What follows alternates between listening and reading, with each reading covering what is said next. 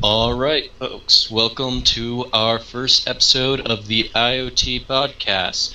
I am Oasis. We are joined here in our virtual studio by AA and RS. You two want to introduce yourselves? Hi, I'm AA. Hi, I'm also known as RS or whatever. You're Red. I'm calling you Red. Fine, we can go with Red. Right. So, we are going to make this series about IoT. For those of you who have not been around for long, or whatever else you may be watching this if you aren't in IoT, IoT is Imperium Podcastium. It's a series of 4 games hosted on Civ Fanatics, which can be described as a lot of things. You guys want to put input onto that?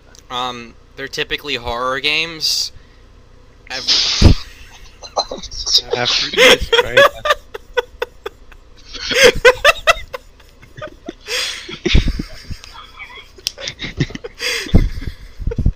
Okay.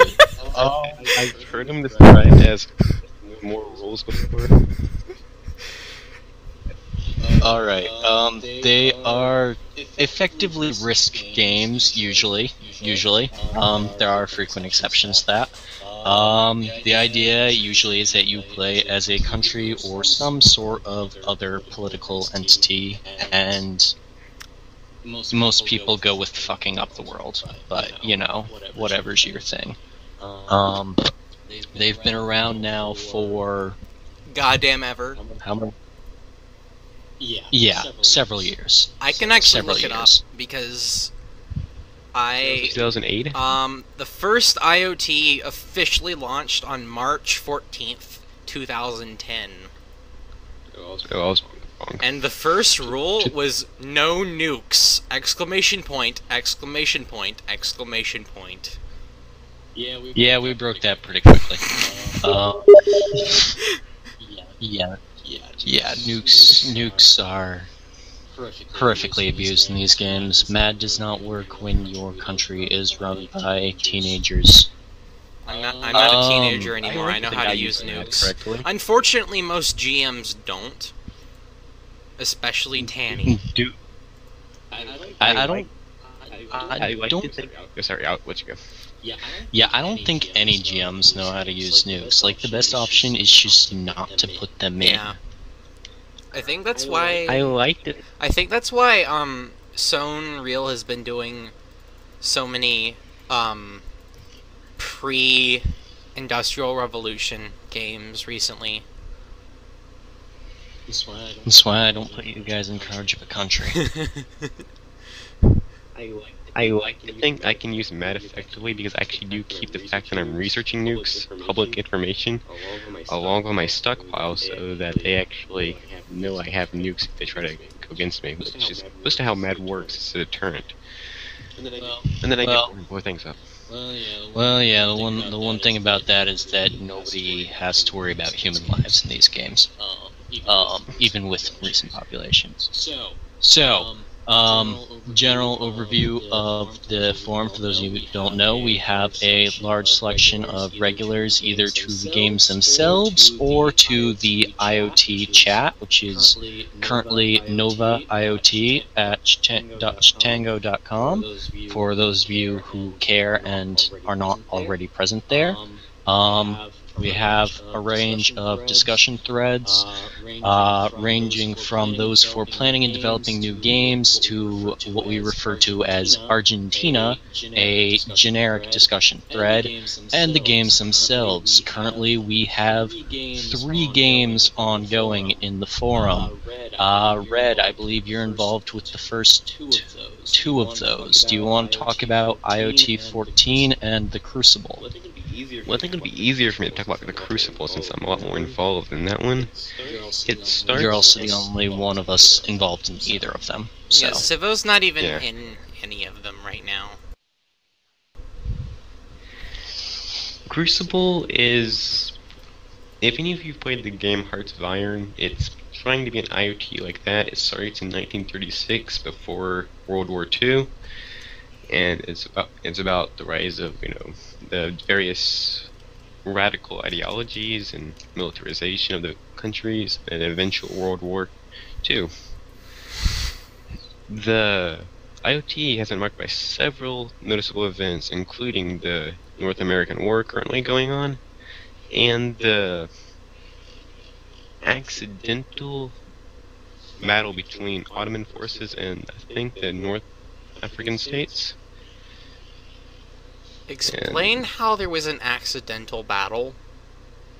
Because both countries tried to claim Syria, I think that was the province, and there was a battle between the forces since they both were able to claim the same province, and the Ottomans won, and now the North African states are mad. Okay. Alright, so that is the Crucible, which is GM'd by LH or Lighthearter. We also have Always call him IoT Light. He loves that. Yes, he loves that so much. We also have IoT 14, GM'd by RC or Robert Kant. Does anybody want to give a brief overview of that game and perhaps numbered IoTs in general? Okay, Double Eights, I'll talk about 14 and you talk about number IDs in general, okay? Sure. Because I totally remember what all of those did. Just an overview. Okay. Just an overview. Sure, I can do that, actually.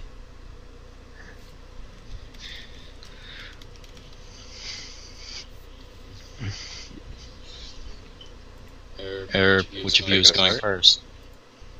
I thought Red was going. I guess I'll go first because Red's not talking. So. What's better?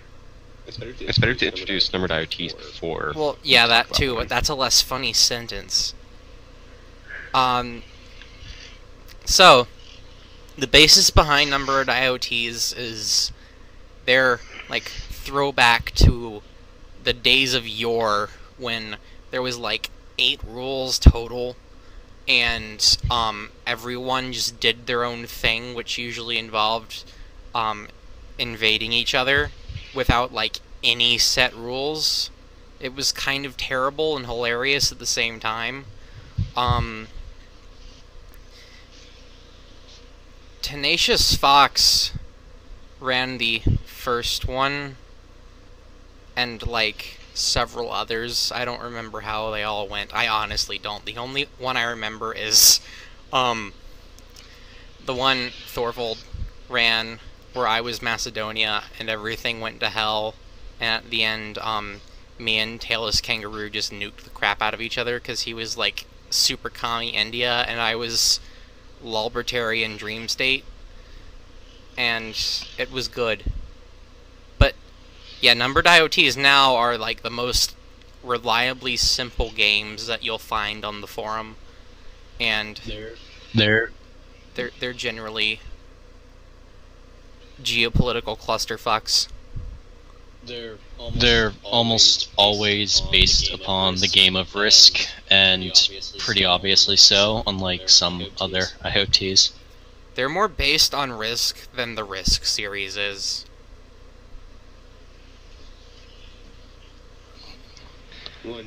Well, now we have IoT 14, which is run by Robert Kant.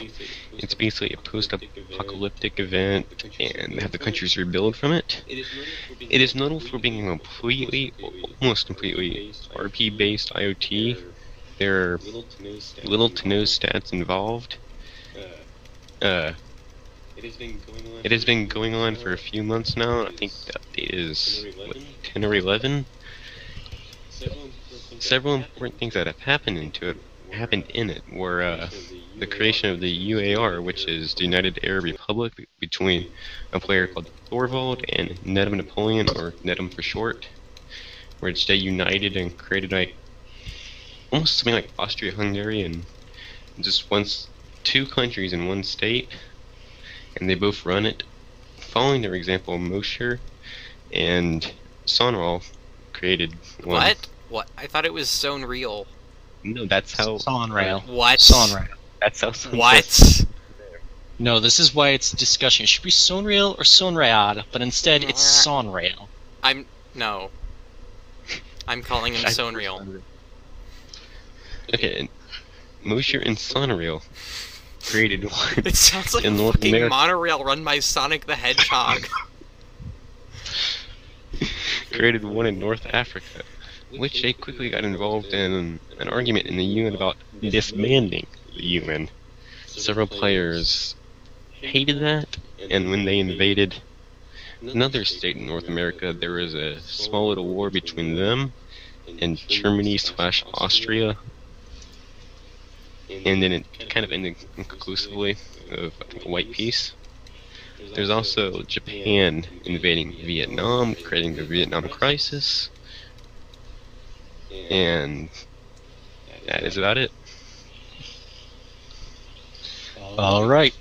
So those are the 2 of the 3 active games. Now our third one, if I understand correctly, AA, is a participant in that, and that is Sonrail's Apocalypse Please. You want to tell us about that, AA? Yeah, it's like 3 turns in. The first update was update 0 because fuck everyone. As of right now, there's only a few nations. The first, there's like 5 or 6 nations. Alid, who is Suds, which is in France. Sivd is Vostok in Siberia, and he's gonna pull a big Russia. Nedim is motherfucking ISIS in just the Middle East. Area is New Jerusalem in Russia. Also, that's gonna be really fun when Civ gets around there. And Terran is It's like the what? It's like, the Caucasus area. Yeah, okay, area. Then Russia. That actually makes sense for once. Terran is the Global Defense Initiative for some reason, but I think he's leaving. And then there is me and Christos as Mongolia, and that's going to be a lot of fun because what? Christos. Okay, Christos. Okay, so me and our esteemed Greek friend are running a military junta in Mongolia. I'm basically running his economy for him. Are you telling me I mispronounced Mongolia too? No. Junta. God damn it. God damn it. Fuck this. Fuck this. Just call me John Green. Okay. And he's running the military. And it's going to be very interesting to see what he can do with, like, an actually competent economy backing his army. And I can't wait to see what happens. I'm an enabler. Certainly going to be interesting. As a DM of games Christos has participated in, I can attest that he is militarily surprisingly one of the better IoTers. His economic policies, he usually opts not to have them. That sounds about right. But he's like fucking Hannibal with his armies. But as of right now, the way the game's going is it looks like Nedim, me, and Sivd, and Christos, I mean, not Christos, god damn it, Alid, who, how do you pronounce that? I think it's Alju. I'm not even touching that one. I also don't know Manx orthography, so, like, Yeah. don't quote me. Yeah, anyway, right, so Mongolia has the most science, hilariously.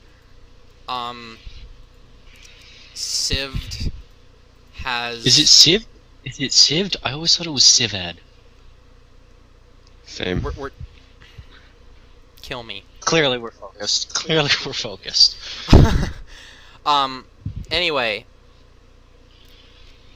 Alad has the most treasury.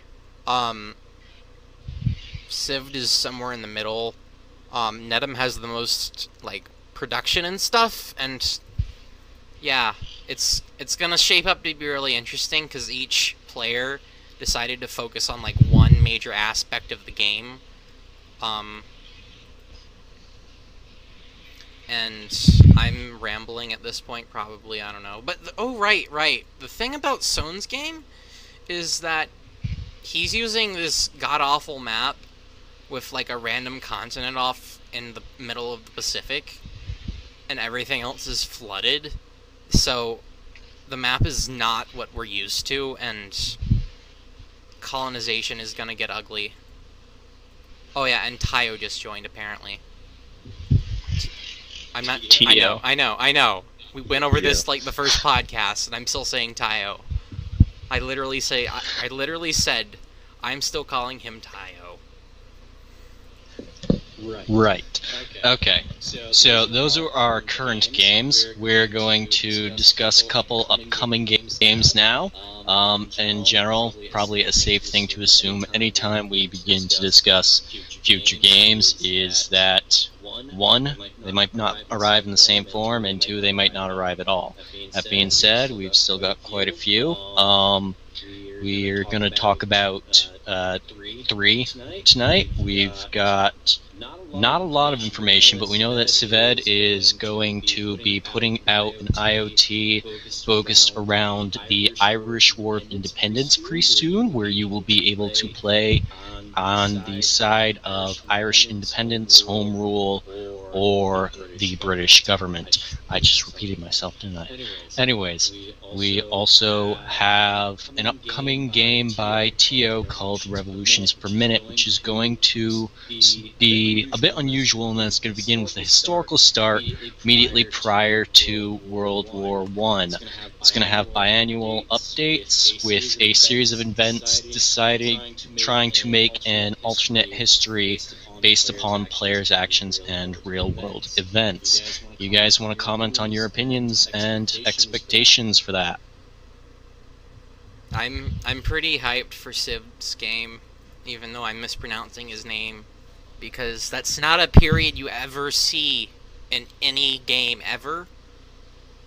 So, I mean, it's something completely new and different, and Ireland is always underrepresented in strategy games, so it's going to be really interesting to see how that pans out. I know bugger all about Tayo's game, though, so whatever. It'll probably be fun.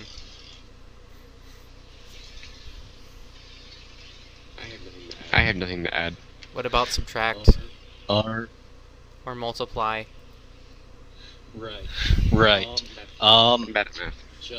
Just other IoTs that are upcoming. I am currently debating between running an IoT setup in the Caribbean, for those of you who actually give a shit about that part of the world, or alternately, I might run a third, technically fourth, city IoT. For those of you not familiar with those, they take a rather significant departure from many games, although Robert Kamp's also done some somewhat similar mechanic-wise, in which you, instead of taking on a nation, you take on a character within a faction. In the City IoT games, usually the goal is for people to run the city. Instead, we've had at least one person burn it down on purpose, and players try to kill each other, because that's what we are, apparently. My Soviet wasn't We're that like bad. Lord of the Flies on crack. Maybe on LSD. Right. So, you guys want to add anything else in? I'm thinking about making a game. I was just gonna like copy paste one of Sone's rule sets,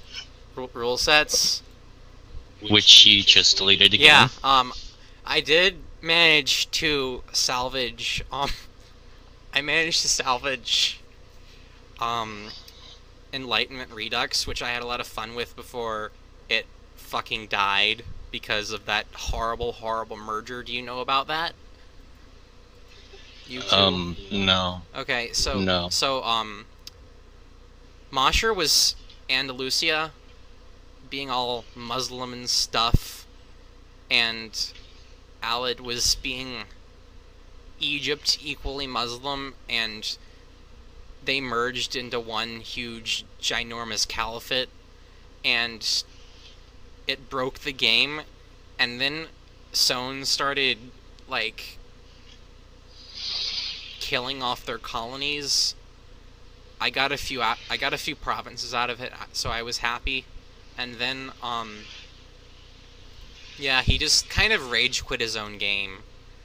And now that I think about it, it was kind of funny how he rage quit, but it wasn't funny when I updated his goddamn map and then he quit the game. It took me like 20 to 30 minutes. I'm so very sad. Anyway, what was I talking about?